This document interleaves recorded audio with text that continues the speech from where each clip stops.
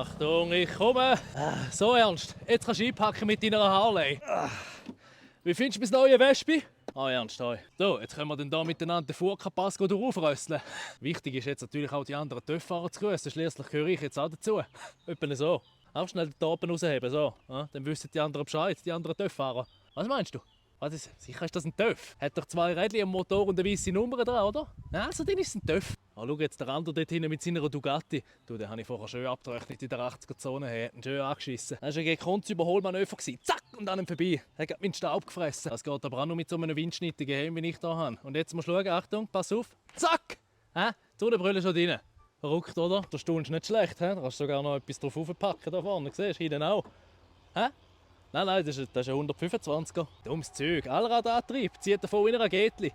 Schau mal da bist du sowieso viel wendiger unterwegs mit so einem Nöffeli als mit deiner hohen Harley. Die ist dann viel mühsamer. Kilometer hat er 30'000, aber da machst du problemlos 60, 65, wenn du ein bisschen Sorge hast, weißt du. Also Ernst, ich sollte. Und merk da immer, ist das Schlagloch noch so klein, ein Vespa-Reifen passt hinein. Ciao Ernst, tschüss, ciao, mach's gut. Ja, sagst du Grüß, tschüss, ciao, tschüss.